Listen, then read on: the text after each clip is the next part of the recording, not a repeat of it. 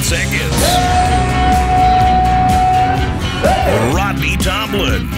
And a good afternoon, or morning, I should actually say, here from Quad Radio USA as we get set to roll into a beautiful and brand new Thursday here on, actually, it's November 15th, 2012, as Quad Radio continues its amp up as we are doing a Quad Radio Legends Day here on quadradio.com, and glad that you folks could be a big part of that, of course. And our legend today that we'll be speaking with is none other than one Jeremiah Jones. You guys might remember this guy, multi-time AMA National ATV champion. I think he even got some other national championships, which we'll talk a little bit about. And, of course, what's going on today with the icon and the legend himself, who's still a big part of ATV motocross racing. And we want to say thanks to our friends at Impact Solutions, your factory authorized service center for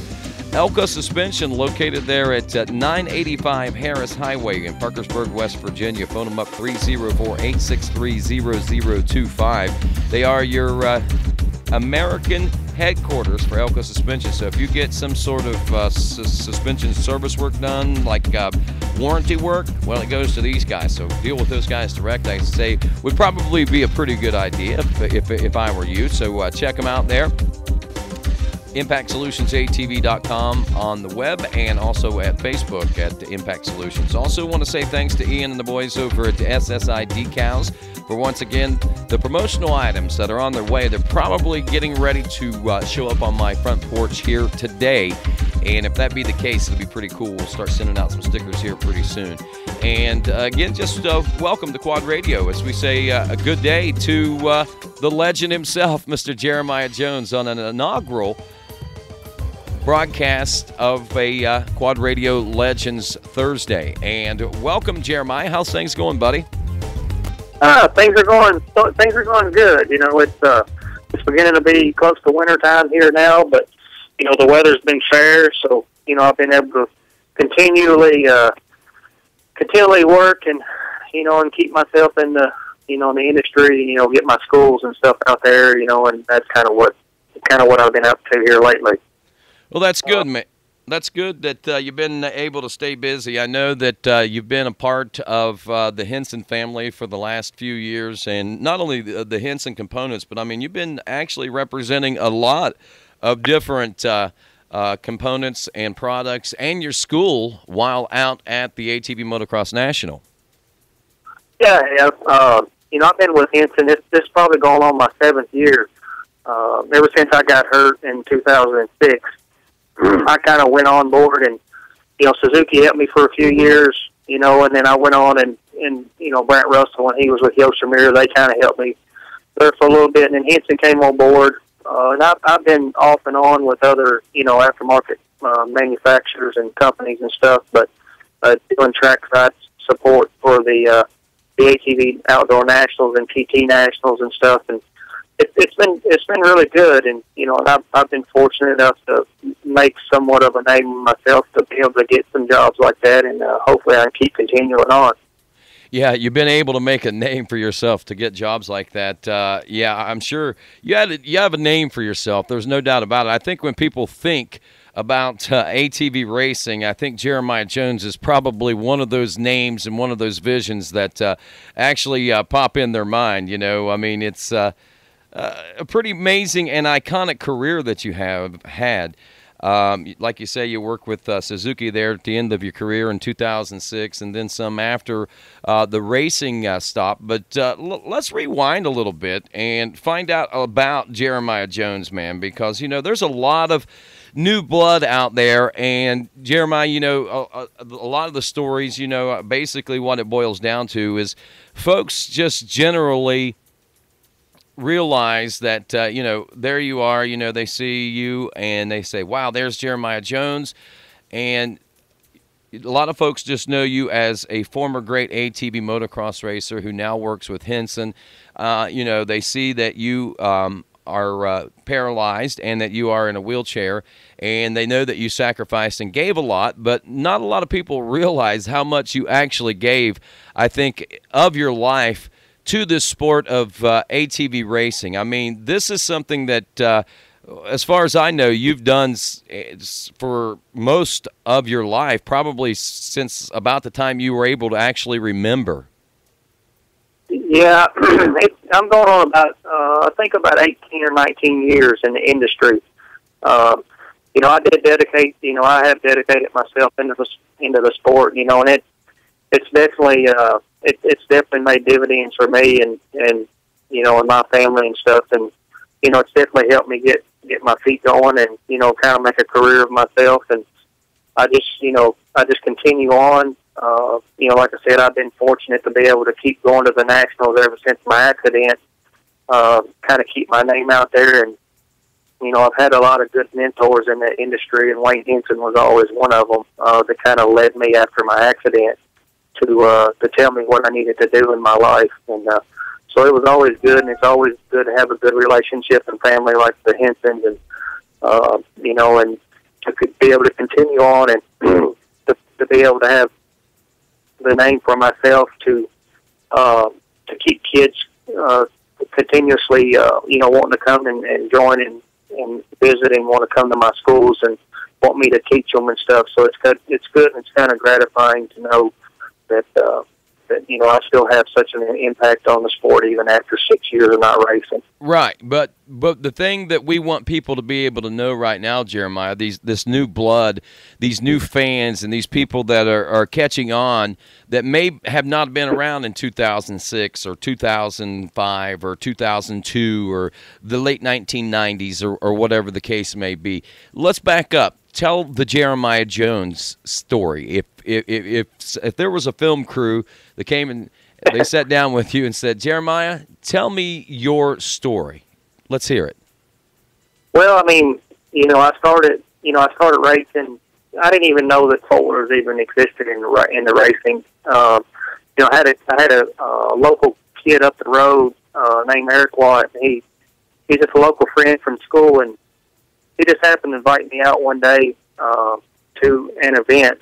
It's a little local race, you know, over by me, whatever, and we kind of went out. And all I ever food with was bicycles and stuff like that. And my mom and dad, they bought a TRX 125 back in I think it was 86 or 87. I think it was 87 model, but that was my first four-wheeler. See, I had an older brother and an older sister, so we all had to share because we, you know, mom and dad, they didn't have the money to do it, and you know, to keep us going and buy us all each one a four-wheeler. But anyways, my buddy up the road, I was probably around maybe 12, 13 years old.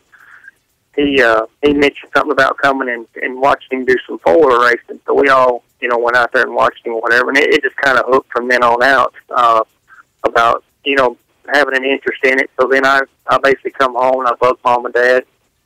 You know, they ended up buying me a Warrior, and I think it was 93 or 94.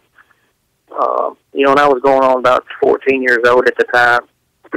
then I had a cousin and a friend up the road. They both got Warriors, and we all kind of started racing, you know, locally or whatever. And you know, my family, my mom and dad, they kind of got into it, and they kind of thought it was a good atmosphere for me to kind of get me away from, you know, all the bad stuff in this world. And it was, you know, it was good to be able to get out and race and have fun. And I started being a little successful at it. I started winning some of these local races, and you know, because I was just running that little 350 Warrior. And you know, there wasn't a lot of bike options back in the day because there wasn't much production stuff out.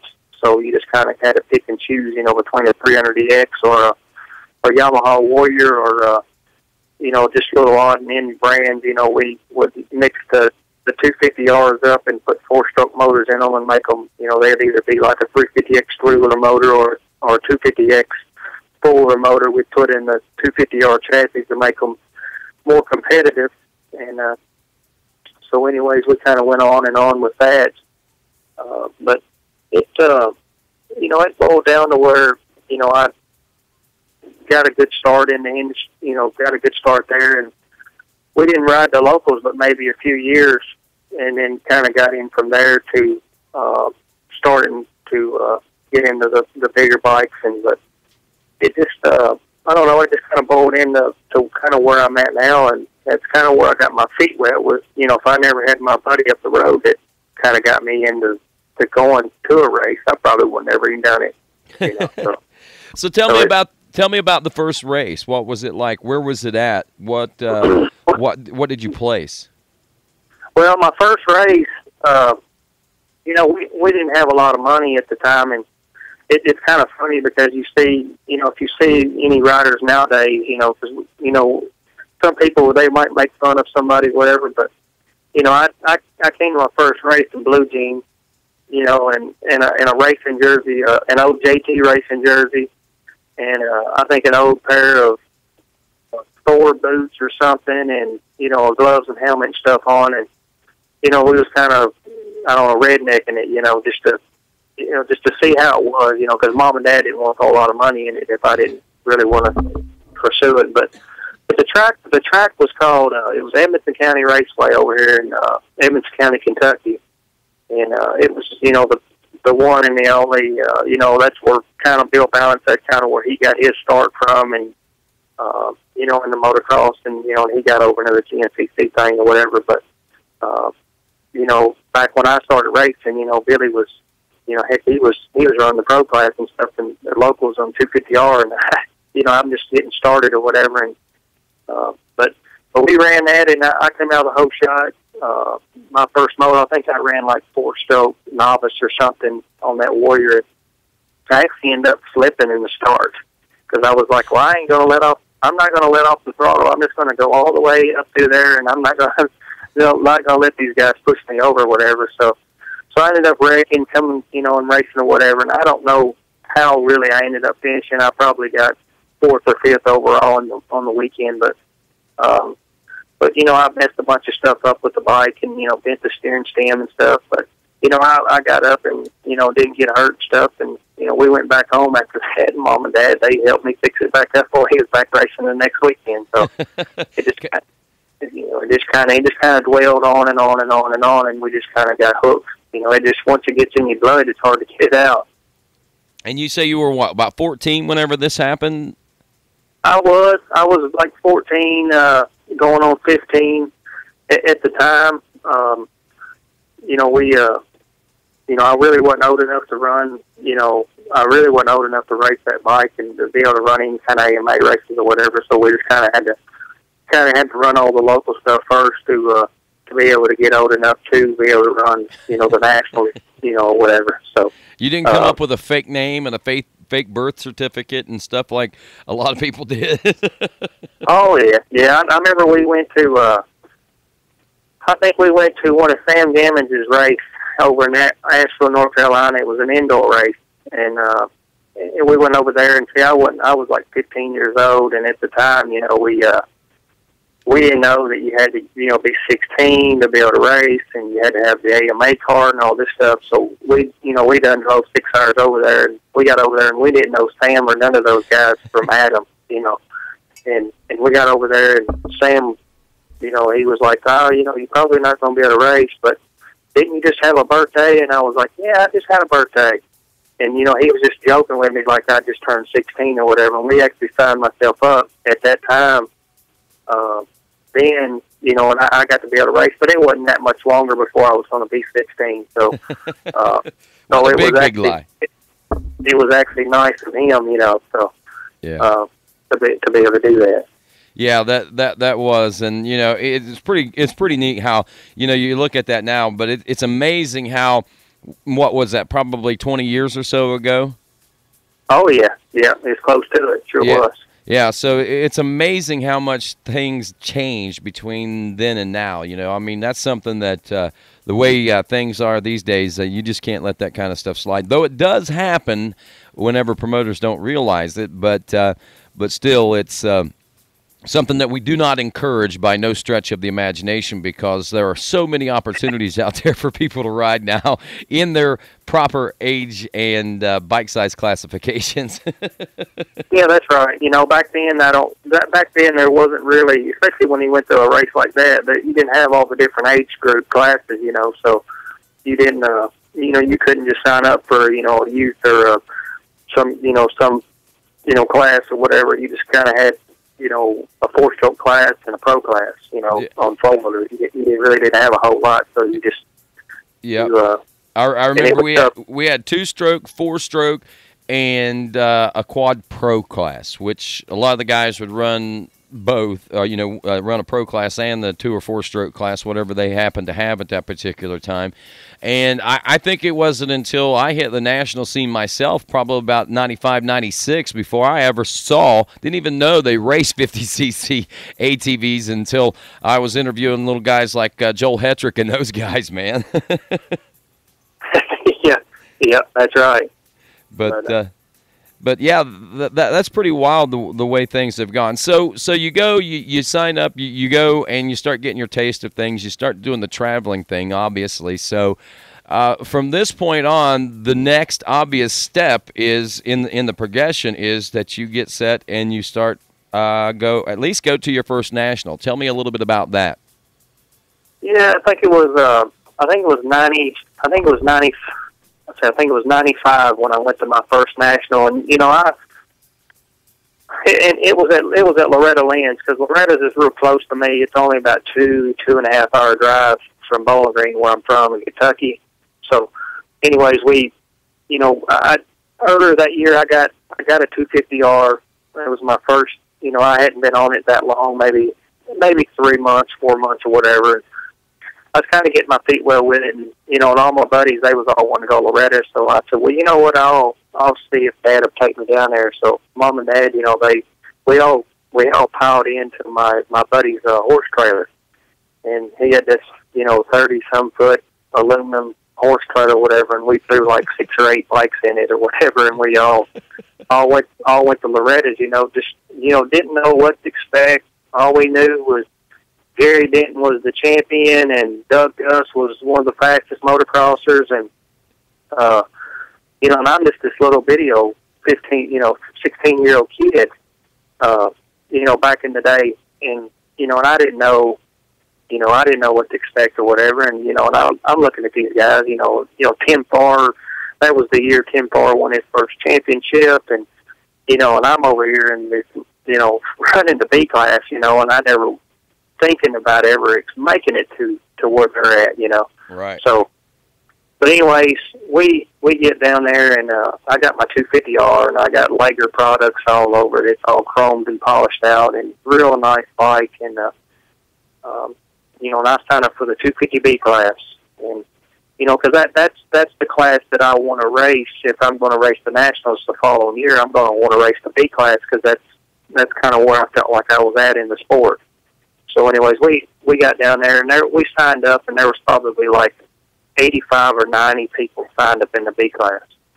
And they had like 4 or 5 heats or whatever, and I was just blown away. Like, I don't know whether I'll even make it, And so I get out there, and I think they're taking 4, and I think out of the qualifiers, or out of each one of them or whatever. And I ended up getting like 4th in the qualifiers, because I was never used to coming off the line with 24-wheelers at one time. And when we took off, and I'm like, I'm scared to death. I let plumb out of the throttle, and I just let everybody go, and I just start picking the guys off, because I was always real known for cornering and being able to pass and stuff at the locals, and that's what I did when I was there. I could just pick guys off and pass them and stuff, because I just knew the right line selections of going through corners and stuff. So, but anyways, it was a fun time, and like I made it in, and some of my buddies that had been running the nationals, they didn't even make it. So I was like, dang, this is pretty cool. So anyways, in the main event, I came out and I did the same thing. There was 20 four-wheelers on the line, and I came out, and I was about mid-pack to the back of the pack, because I was scared to death. and I made myself all the way back up to about 6th or something, and got like 8th overall. So, which wasn't too bad, because I kind of knew where I was at then, and I knew I had my work cut out for me over the winter to get myself prepared and ready and do my homework. So that was definitely definitely good for me and to being able to come back out for the following year. So, Wow. It was definitely an experience, and you know, it helped me because you know I came back out the following year, '96, and ran that whole national series. My mom and dad let me go, and we built the TT bike because that's when they ran TT and motocross because it was a grand national thing. And we, you know, we ran the whole '96 250B class that year, and I won. You know, I ended up winning it, so it was a good deal. You know, and that's what really set myself and got our feet wet was when I went there in '95 and got 8. You know, so it kind of set me throughout the winter and knew what I had to look forward to.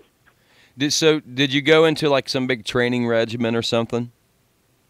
Throughout the winter, I'd always, you know, and I was you know, to be honest with you, I was kind of a little fat, chubby kid.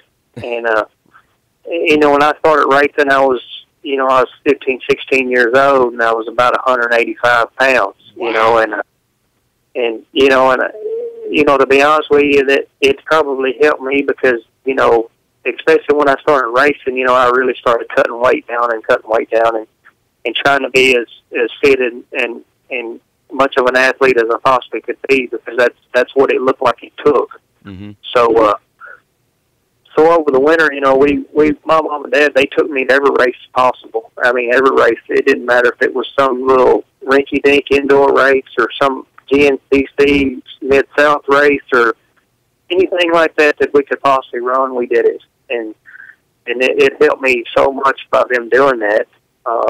You know, because a lot of times, you know, these families, they'll get to where they'll be real into the racing through the season, and then once the season quits, they just quit. And so they think that when their kids come back out for the following year, they're going to be just ready to go and they're going to go do better. But not necessarily they're going to do that. And see, that's not what my family did. They always put forth the effort and made sure that no matter what, that we was always racing it somewhere almost every single weekend. And that's what it takes. It takes that dedication to do it, you know, and to get you somewhere. You know, it's like going to school and you're not doing your homework. Well, are you going to succeed in life? You don't know. So it's just part of it. That's it. And speaking of school, Jeremiah, you know, I always thought that for some reason I'd always been under the impression that you came up through racing as a youth rider and that you were homeschooled and that you never, you know, but I didn't realize that you were basically, you know, in high school before you actually started hitting the ATV national scene on a pretty regular basis. Now, dispel the rumors for me, or at least solidify them, whatever the case may be. Did you go to regular public school, or did you go to homeschool? No, I went to public school. I went to Warren East here in Bowling Green, Kentucky.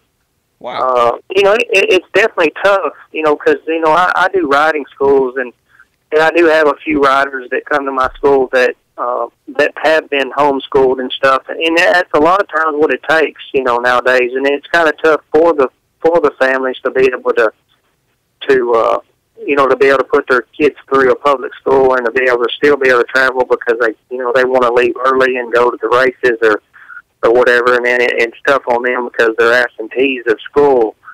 They only get so many of them, you know, for their kids. So that it is tough. It sure is. It really is. But yeah, it is. But yeah, I came up just like everybody else. I was just an average kid.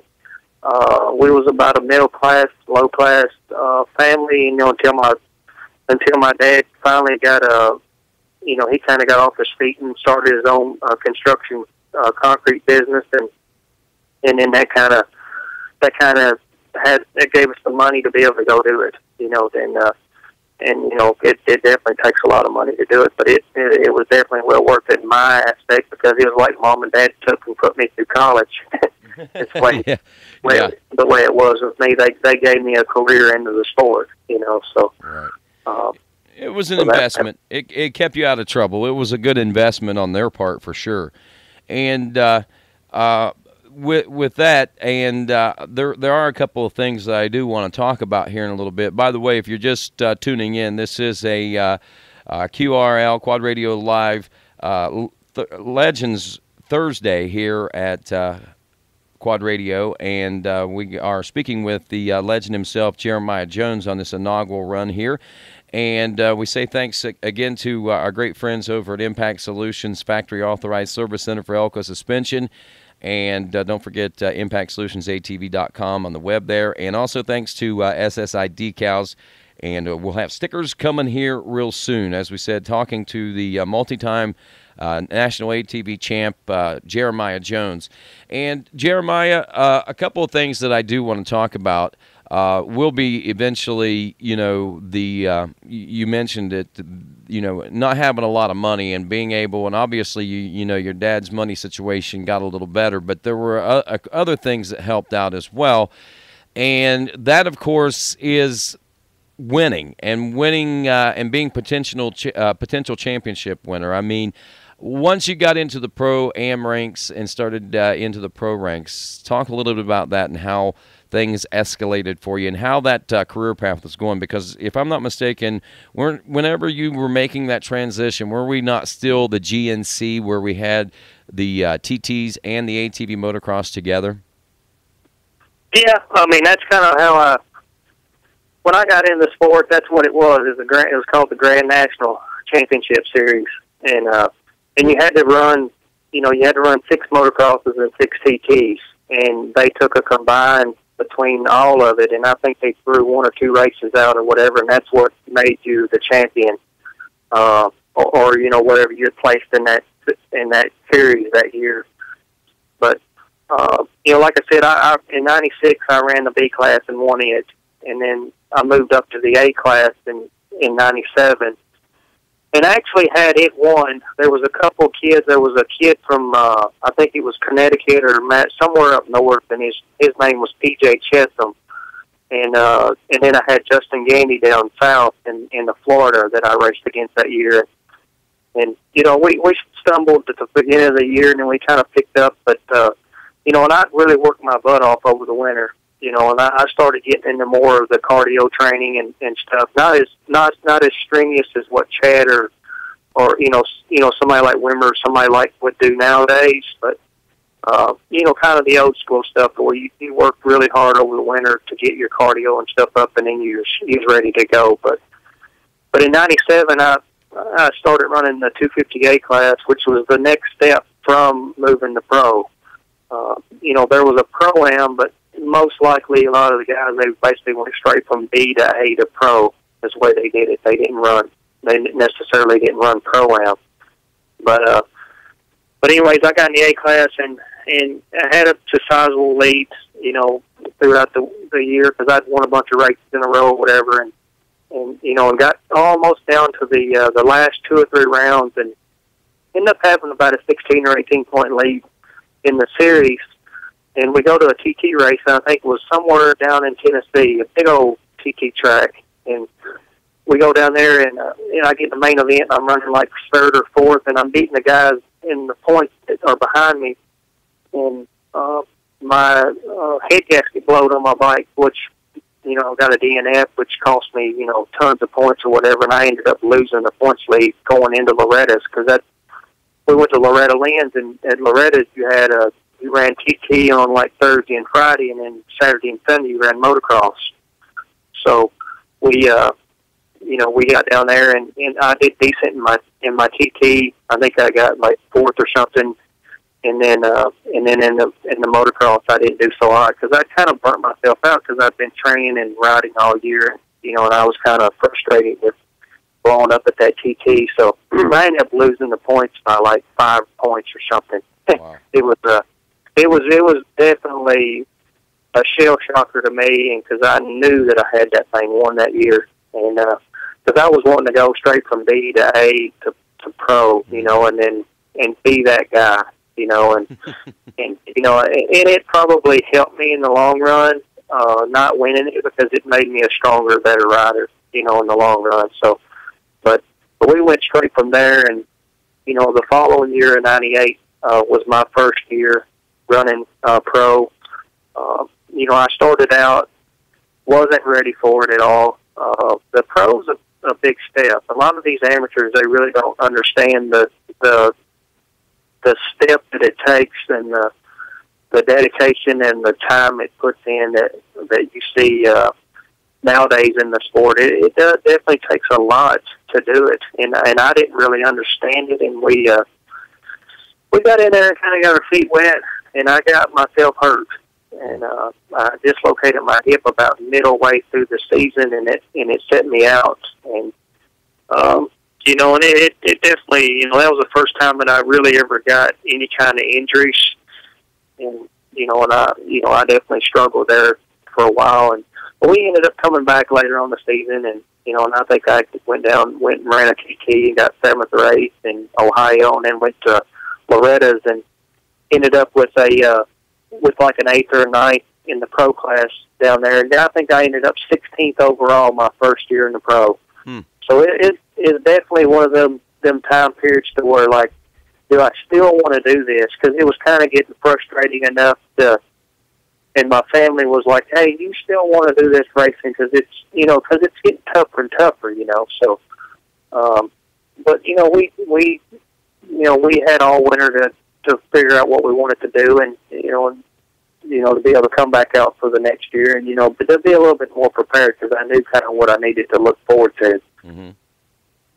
So, but going into the following year, in '99, we got out there and we had a new perspective, a better bike, and that's when we're still running the Grand National Series. We're still doing TTs and we're still doing motocross. They might have went more. I think they might have still been doing 6 TT, 6 motocross. And then, we built, still had a nice TT bike and, and all that. But we did, we did good. I don't know. I think we ended up finishing, I think we finished 5th that year in the Nationals. And, it's definitely a little bit better. And, we started getting a little more competitive. We hadn't won any races yet. And that was kind of basically my first full straight through season without getting injured or anything in '99. And like I said, I got 5th. And then in 2000, I came back again. We had more preparation. We worked harder throughout the winter. We knew more about who we was racing against and what we had to look forward to, and that was the dividing year to where we started winning races, and got the feel of winning in that class, and then it was then on and out.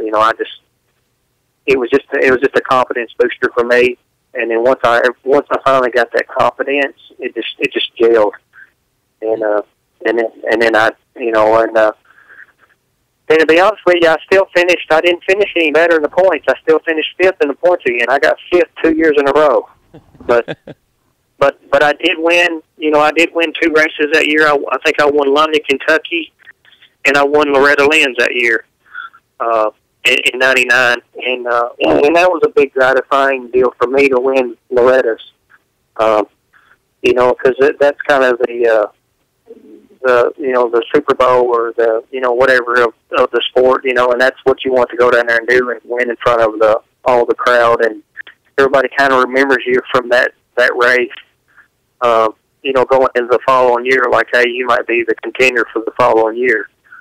So in 2000, 99 and 2000, and 2001. Kind of moved along or whatever, but 2001 is really when I got myself, I started hanging out with Tim Farr a little bit, hanging out with Shane Hitt a little bit, and they kind of, and I had Curtis Sparks building my racing engines, and, and Curtis and Shane, there's like, hey, your downfall is not your motocross, because you're winning motocross races. But your downfall is your TT. And they said once you finally achieve your TT skills and build a bike to compete in TT, they said you're probably going to win this thing. And so that winter of 2000, we built a TT bike, and it was spot on, absolutely exactly like Shane Hitt's TT bike. And the only thing we had different was maybe the shocks. We had custom axle suspension instead of PVs. But we built it spot on, exactly the same, and it was amazing how much better it was. And it gave me that confidence, you know. And when we showed up to the TT races, I was competitive. You know, I was up there running, you know, in a podium spot about every weekend, and then that's what it took. You know, it took that and my motocross skills, knowing that I needed to go out and win those motocross races and to be competitively on the podium for the TTs, and I could win it. And I did. In 2001, I won the whole thing. So it was good for me. And the funny thing was, in 2001, I ran Pro-Am too. And the only reason I ran Pro-Am was so I could get more seat time for my race on Sundays for the motocrossers. And so I ran the Pro-Am that year too. I won Pro-Am and Pro all in that same year. So that was a cool deal for me, and that's kind of how I got my feet wet and got in the sport and started getting a name for myself. And once I won that first championship, it was all in. And then, Jeremiah, that's whenever factories started really getting involved, I guess. And about that time, we saw the split between the TTs and the ATV motocross, to where they became their own separate entities and own separate championships. Yeah, you know, the factories kind of came into it around 90. Let's see, was it 03? They came in 03, and that was the last. I won that championship too in the pro class, but Doug ended up winning the production stuff. That's when they started running the production deal. Mm-hmm. And then, and that's when they, you know, in 02 is when they switched over to just running. You could run either TT or run motocross. You didn't have to run both. So it was just a motocross championship or TT championship. So they kind of split the series in 02, and then in 03 is when they started bringing the production stuff in the market. That's when they come out with the YFZ. Later on that year, and they came out. They had the LPZ 400 that Doug and all the guys was running. But you know, it definitely is definitely a shell shocker to the sport, because you know we hadn't had any factory stuff in the sport. I didn't ever even see factory stuff because I came in too late. Mm-hmm. But you know, and I kind of heard about it and kind of knew what was going on, and kind of knew that there was definitely a way to make a living racing a four-wheeler, you know, with, you know, if that ever happened, whatever. You know, to be honest with you, I never thought I would ever see that in my day of being in the sport, you know, because we came in, you know, as more of a hobby back in the day. Really wasn't in it for the money. We just loved it, you know, and that's kind of what the sport sometimes is. I feel like the sport's changed so much that some people just don't love it, you know, and you got to love the sport to be able to keep doing it.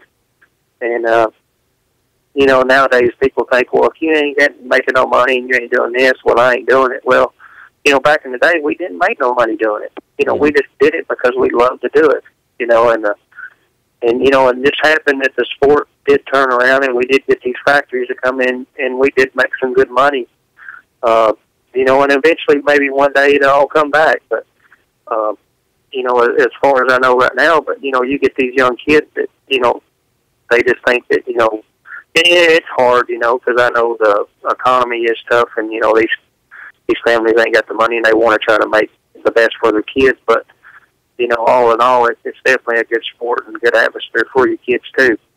It is. And you know, one thing that I think that parents probably ought to be cautioned of is the fact that, you know, as great as your child is at racing ATVs, you know, it's as much anything a passion. And it's a good investment in your kids as far as keeping their nose clean and out of trouble and things. And maybe, just maybe, they might have that opportunity, that luck, that talent, whatever it is that you get, that you can actually make some money at it. Just to sit and think that your kid's going to be like the Michael Jordan of ATV racing, and he's going to be loaded to the gills the rest of his life. That's one thing that folks might not want to think a whole lot about, because it's a very unstable industry, and it is as much anything about the passion of it as it is the money, and probably more so the money end of it, and more than the money end of it. And that's the way it should remain and should be. But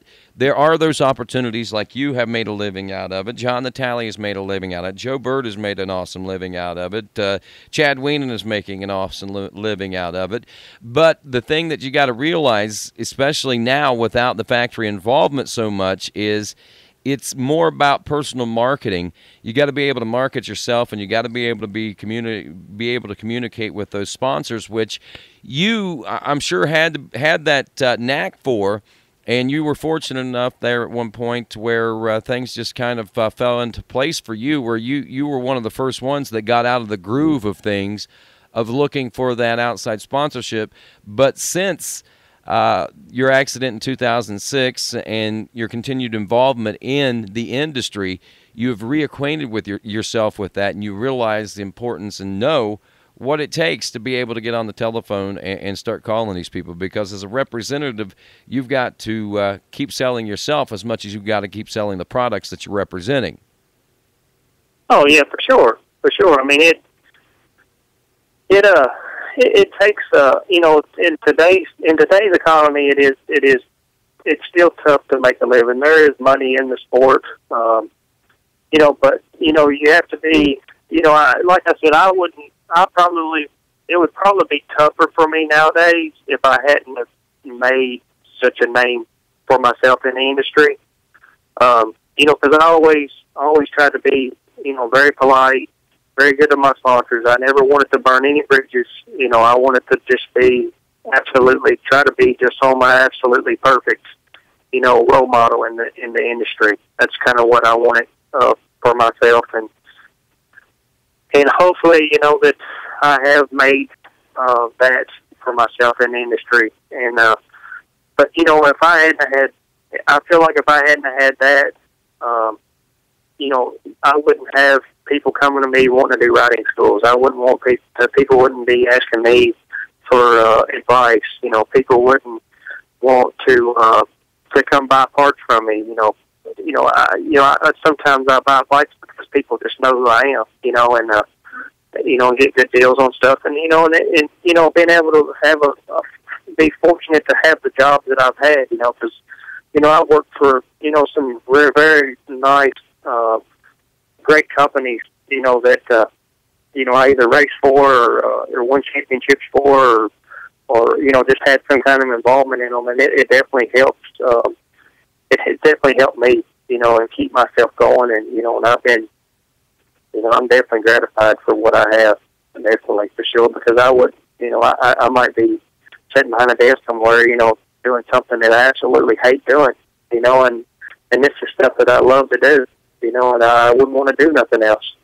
That's great, man. I'm glad that you were able to do that and pave that road to get to where you are, and a part of that was marketing, man. I mean, you and the way you marketed yourself was you were out there in the public, you were winning races, you were nice to everybody, everybody loved you. I mean, I don't think anybody had any bad bones with you at any point in your career, man. I mean, that's the one thing that I never heard anything about, was I never heard anybody talking cross about you, and before or even after. I mean, your career, ended as a motocross racer, and even since then, I mean, we've been 5-6 years, going on probably heading into the 7th year here pretty soon, that that you had the accident and everything, and I mean, it's always been positive stuff about Jeremiah, man. I mean, that's one good marketing tool, is keeping things positive, I guess. It is, and it definitely helped, and that, like, back in '03, I didn't race for a factory in '03. I rode for LRD, and, I had ITP for a tire sponsor. I had Klotz graphics and stuff, Klotz lubricants and stuff. They helped me. But, I made a living because I was a pretty decent businessman, and I knew what it took. You had to go out and win races, and you had to win championships to be able to make some kind of a living in the sport back then. And, and it was harder for me because I felt like everything that I've ever owned or got in the sport, I deserved it because I worked for it, And sometimes I feel nowadays you'll get some kids that may have never won a race or won a championship or whatever, and they'll get what I got now, and it's like, dang, I felt like I worked twice as hard to get that back then, If Douglas Wheel or somebody gave me a set of wheels or something back in the day, or I got an outfit company or something that gave me some clothes, or I got a tire company to give me some tires or whatever back in the day. Well, it was because I won races and I was winning championships. And nowadays you get some of these amateurs or whatever, or pro guys that, that are getting all this stuff for free or whatever, and then you're like, dang, how did they do that? Maybe they're a better talker than I am. Maybe I didn't do something right. I keep thinking about stuff like that, or maybe the industry just changed that much to where they can give that product out, Mm-hmm. But it's definitely, you definitely think about that stuff like, dang, I put my heart and soul into that to get that product. And I went out and won those 5 or 6 races that year and won the championship and still didn't get some of that stuff. And it's like, dang, what do I do? So, yeah. But it's definitely, and I'm definitely, I love it when when these aftermarket manufacturers help these amateurs out, because they do deserve it too, and it's just the times have changed is the biggest thing, so. Mm-hmm. But it's definitely, but I'll never forget, in '03, I made a really good living of riding a 4-wheeler. And I did it just like what Chad Weenan did this year on the Yamaha. He was kind of a privateer. He did it out of his own rig. He had his tents and everything, and that's kind of what we did back in the day. And we made money. We made money doing it, and we won championships doing it. And you not necessarily have to have this big rig and these mechanics and all this stuff working on your stuff to be able to go do it. You just don't have to. You don't have to have it. And Chad proved that this year. So, yep. Definitely, you can definitely be sort of a privateer and do it all your own and make just as much and do just as good. And, that's kind of what it's all about. That's what it's going to have to go back to, I think. Yep. Yeah, I think you're right. And outside the industry stuff, that's one thing that we need to start doing. I mean, in our sponsorship do's and don'ts, we talked a little bit about that with Seth Farger is another series that we got here on Quad Radio, Jeremiah, but it's all about marketing. Social media is a big part of it these days, and hopefully these kids learn how to utilize it and learn how to make money out of ATV racing. And the funny thing about it is, man, with the way the contingency programs and stuff are now, I mean, shoot, Travis Spader, who's a former pro, I think, made $30,000 last year in contingency. And I know another guy that raced the vet class, Merle Cross, he did pretty good himself. He and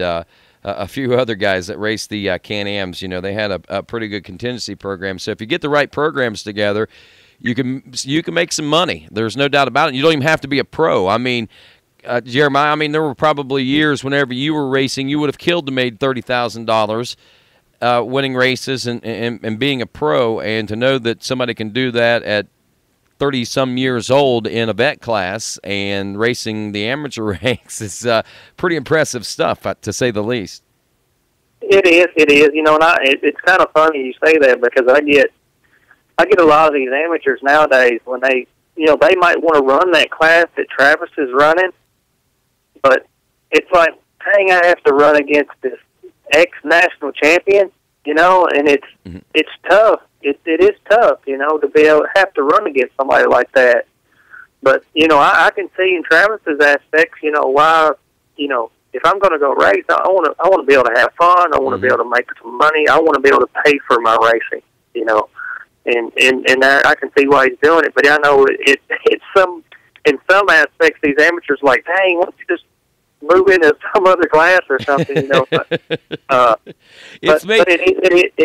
is what it is, you know, and, and you all got to go out there. And to be honest with you, I think it'll make these other guys more competitive. It has, and it does. That's one thing that I was going to point out. You know, Travis don't go out there and walk away with these things, man. He's handed his tail sometimes quite convincingly, you know, by some of these guys. So it's not a matter of you know, he's going out and just dominating these things. I mean, yeah, he won a lot of them, don't get me wrong, but some of these other guys are winning too, and it's made for some of the best racing I've ever seen, to be honest with you. I think honestly, 2012 all around in every series that I was involved with, from everything from two-wheel motocross, two-wheel GNCC, four-wheel GNCC, ATV motocross, the side-by-side racing in the GNCC.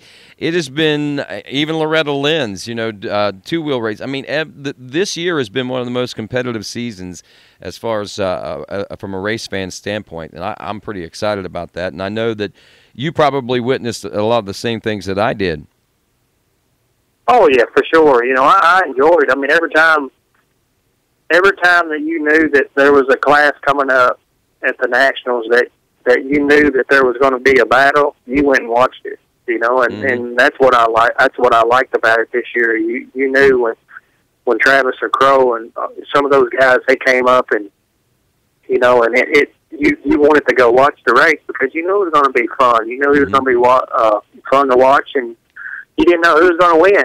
You know, and you know they was going to battle it out to the end. So it was definitely good because to be honest with you, sometimes the pro class, you know, and I'm an ex-pro, but sometimes the amateur stuff was more exciting, you know, because you didn't have as many pros out there, you know, and the pros that you did have out there was only a few, you know, exciting races all year, you know, and the amateurs about every weekend, you know, that you had that you was watching the amateurs, it was definitely exciting. Yeah, you know? And one thing to point out about the pro class this year, with pro-ams and the pros classes this year, I mean, there were a couple of humdrummers, but for the most part, ATV motocross, I mean, was pretty spectacular in the realm of the racing part of it, I thought. I mean, I was excited right down to the wire. Yeah. Oh, yeah, just like Georgia at Ionia Pass in the pro class. I mean, that's one of those races that just put chills on the back of your neck whenever Chad passed Natalie. You know, Natalie was lead the whole thing all the way until, I mean, a straightaway, two corners or a corner before, you know, and Chad got up beside and got around him, and nobody knew who was going to win until they popped up over the hill, and I was just like, God. I mean, that was a very, very exciting first round. It was. That really set the stage. There's no doubt about that. And Jeremiah, let's talk a little bit about your perspective. I mean, the pro class is kind of few and far between right now, but we've got a good building program right now. You know, a few years ago, with the split of everything, with the problems that the economy, the 2 series, the whatever happened there, and you know, we went through some rough times, but we also saw some really good times in ATV motocross. And one thing about it, though, we've seen a dip in the regular crowd, I guess you could say, overall. This year, very solid, and we started seeing some increases and stuff back up to, you know, not where we were, you know, back in the heyday, but we're heading back in those directions as far as those numbers, looking very good on averages and everything. But, I mean, looking at what we've got today, I know, you know, it's kind of sad and disappointing to go out and see only, you know, 11, 12, 13 pros on the starting line. You know, when you got an 18-man field or 19 or even a 20-man gate, you know, you're rocking out there, it seems like. But The one thing that we got to point out, though there are that few people that are starting in the AMA Pro ATV class, there is a lot of intense competition. That class is an elite class, to say the least. Oh yeah, for sure. I mean it's just a, I don't know. It's hard to explain it, but it's definitely exciting, and you know, and it's I mean it's kind of hard to explain, you know, unless you kind of come out and you see it, you know, you've been around it and whatever. But I mean, it's like going to, you know, like if I go to a Supercross race or whatever, and that's exciting, you know, because you've got a full gate of riders or whatever, and that's kind of what the outdoor motocross for ATVs, you know, that's, you know, when I was racing back in 06, you know, 05, 06, that was kind of, I felt like that was our peak years, you know, back then. And, you know, and nowadays, you know, you get to where you get 10, 11, 12 pros, like you said, and, you know, and it's not that exciting because you don't have as much, you know, you don't have as many guys and you don't have as much competition. You know, I felt like, you know, that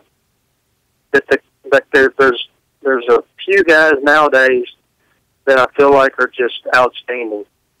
You know, and then you got back then you had more. I felt like you had more outstanding riders back then because we was more equal.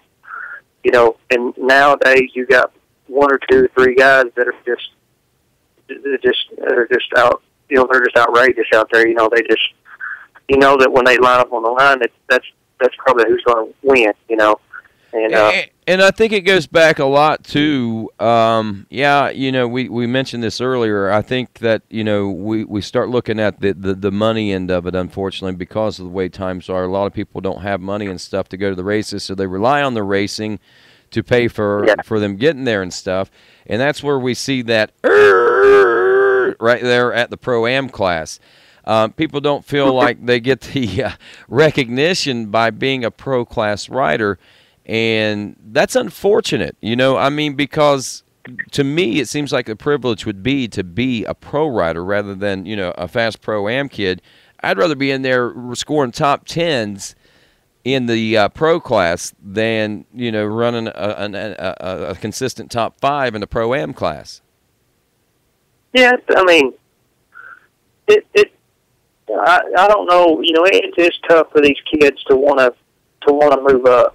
You know, because they know. You know, and I know I've heard a lot of people talk about. I don't really know who else going to move up for this next year or whatever, but there ain't much. Ain't much, man. I'm telling you that right now. And I think it goes back to heart and passion, man. I mean, somewhere along the line, we're losing. I mean, they've got that heart and passion, but do they really have that heart and passion? It's kind of like they put a wall up for themselves and don't want to climb over it, you know? You wanted to climb that wall. Yeah. Oh, no, and like I was telling you back when I moved up to pro, you know, back in the day, you didn't really go from, like you went from B to A to pro. You didn't go from B to A to Pro-Am to pro. You know, so then, like, if you got top 3 or 4 and A, you was moving up to pro, so then it kept the pro class, it kept 20 riders in there all the time. You know, and then nowadays, where you got these Pro-Am classes, you get these kids, that's where they go. They go to Pro-Am, and then they stay there for 3 or 4 or 5 years. You know, and it's like, okay, if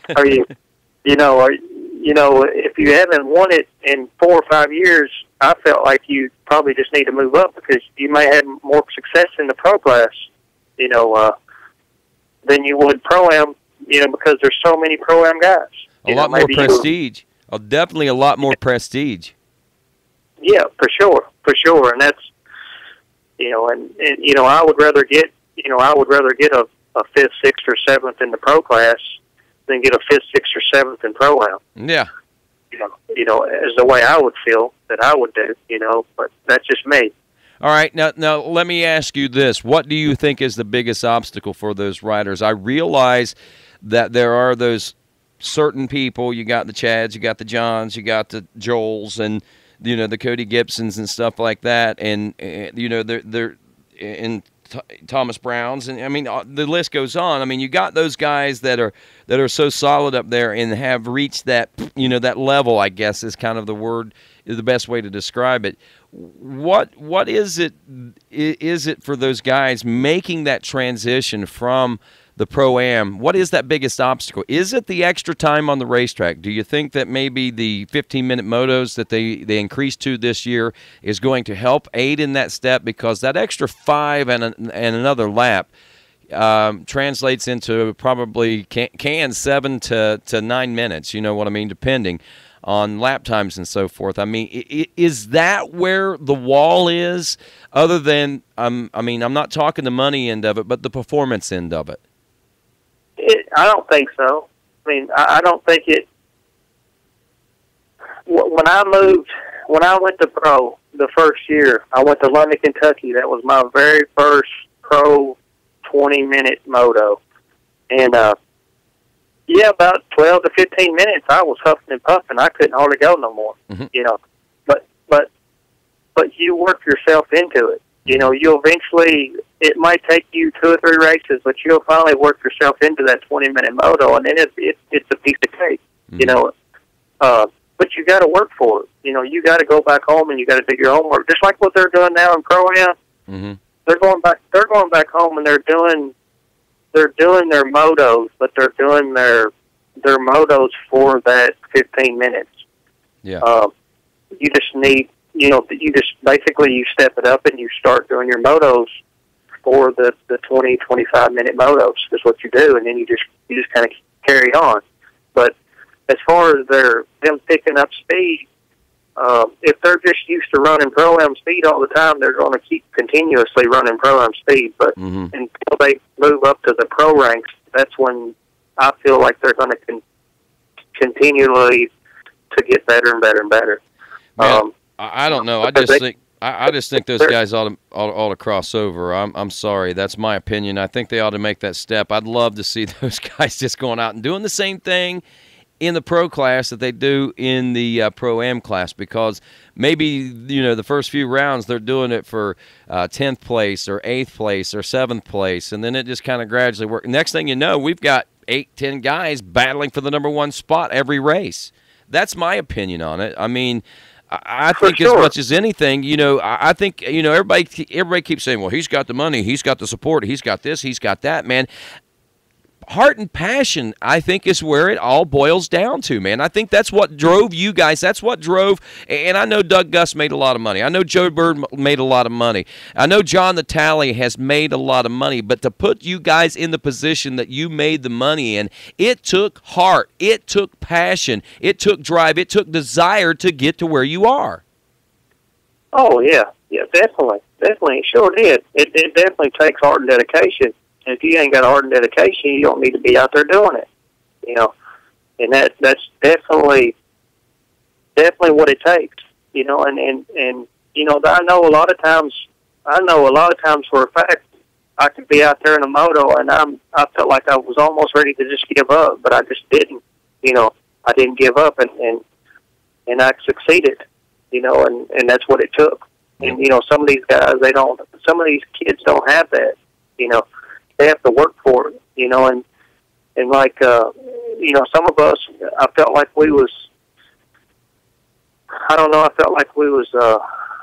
just had it, we didn't have to work for it, we was, and that's what it takes on some of this, but, that's why these guys are, that's why they go to schools, and that's why they go and they work throughout the winter, and they're doing indoors and riding is on their dry days, and whatever it takes, and because if you're sitting around right now and you're twiddling your thumbs or whatever, well, you could be working and getting yourself better, because when you come out, you got all summer long to prove what you did throughout the winter, and that's what it takes. Yep, that's for sure. And we've got a long off season this year, and hopefully. Everybody has that heart and passion. I see it out there. It's obvious in the racing that we're seeing that there's heart and there's passion out there. It's just swallow and take that next step, man. I mean, Brett Music's a good I think Brett Music's a good example of just saying, all right, boys, let's see what we got, man, as he made his way up through the ranks this year. I mean, that was impressive, to say the least. Yeah, for his age, and to be able to jump right in that on that 450 and do that, that was definitely impressive. So it kind of reminds me of Gibson, of when Gibson, he kind of jumped in there and nobody really knew who he was, and then he showed people who he was, and then it's the same way with Usyk. He came in there and he showed people what he's got, and that's what those are our next little superstars right there. Yep, I believe you're absolutely right. It's going to be impressive. It's going to be exciting with the mix that we've got in there right now and those guys getting set to move up. Jeremiah, we've been on for a while today, and I want to say thanks to you for coming on the Quad Radio Legends, our first and inaugural edition of that. As we do wrap things up, again, you're a family man. You got some a great young. How old is your boy now, Nathaniel? He'll be going on 7 in December. Wow, that's crazy. That's crazy. That is so he's going to be 7 now. Does he show any interest in the racing? Does he have a racing bug? He loves the racing. To be honest with you, he loves it. There was definitely some family issues this year, or whatever, and he didn't get to go to the races or whatever. But he absolutely loves and asks me to go to the races all the time. And maybe one day, fortunately, maybe coming up this year, he'll be able to go back and continuously go to the races and see it and start, maybe starting to ride a little bit. I don't know. It's possible. Well, that's cool, man. I hope the best for you in that department. Now, one other thing before we go, and looking back, spanning the years and spanning it all, the heart, the love, the sweat, the tears, the money, the everything that you invested in your career, you and your family. And, it all comes down in a nutshell to basically ending there in the first turn in Unadilla in 2006. Is it all worth it? I mean, the heart, the passion, the love, the desire, you always hear people say, this is what I love doing, and, I'm willing to make that sacrifice. Has it all been worth it, Jeremiah? Oh, it's definitely been worth it, because if it wasn't worth it, I wouldn't be making a living doing it today, and I knew that going in. As a kid, I knew that I wanted to make it someday in the industry and the sport, and to be able to make a living doing it, and I have, and one of the biggest things that I wanted to accomplish anyways when I first moved in, I wanted to make it all the way to pro, and I wanted to win it, and I did. And then just putting the icing on the cake for me was when the factories came in and I got to ride for a factory. So that was a very, very big deal for me. And and I got to accomplish a lot of stuff in a short period of time, and that's why I pushed myself to get where I was at. Parting shots. What's your advice to the world? To just, some of the people, they talk about YOLO or whatever, you only live once or whatever, but yeah, you only live once, you better enjoy it while you're here, and, definitely, cherish every minute that you're out to be able to do, because, I don't get the fortunate to be able to go out and do what I love to do, and my biggest passion is to go racing, and I love to be on that bike and to go racing or whatever. I don't get to do that, but I get it. I get my fix nowadays from watching other riders improve themselves and get better, and to be able to, when the kid comes to my school and I see that they learn something and I can teach them to do better in the sport, that's definitely what's good for me and out there, and hopefully it does for others too.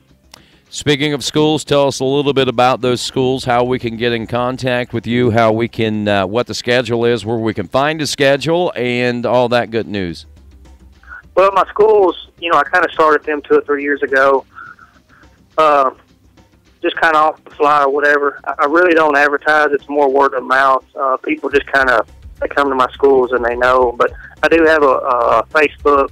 I do have my Facebook going. I do have some of my contact information on there. They can email me or at Jeremiah Jones 2 at Hotmail, or they can call me, whatever. Text me or message me or whatever off of Facebook. They can do kind of any of it. But I kind of do that. We kind of set it all up, and I do 1 day, 2 day schools. I do clinics. I have people come down and stay months at a time with me. We can kind of do it all, and I love to do it. I mean, if I could do it for free, I would. Because I love teaching kids. Right. And you're going to be spending some time in Florida with Cody Jansen, I hear, and the Jansen Outlaws. Yeah, that's my plan. I really want to go down there during Thanksgiving. My family has talked about going down for Thanksgiving to Florida to do some stuff at Disney and stuff. For like a little vacation. If I don't get a fortunate to go down to do that, then I want to be able to go down and work with a lot of the riders down in Florida this winter. It's definitely warmer and drier down there, so it'll definitely be cool to go down there and do that. I always love doing that, for sure. All right, check out Jeremiah Jones on Facebook, and that's one good way to get a hold of you, Jeremiah. That's how I got a hold of him. So Jeremiah Jones is right there on Facebook, and be sure and check him out. Jeremiah, again, thank you so very much for being a part of this Quad Radio Legends Thursday. Yeah, I sure appreciate it, Rodney. Thank you. All righty, that is the great Jeremiah Jones, and we say thanks to our friends at Impact Solutions, as well as our friends at SSI Decals. And on behalf of our good buddy there, the icon himself, the legend, Jeremiah Jones, I'm Rodney Tomlin. This is Quad Radio.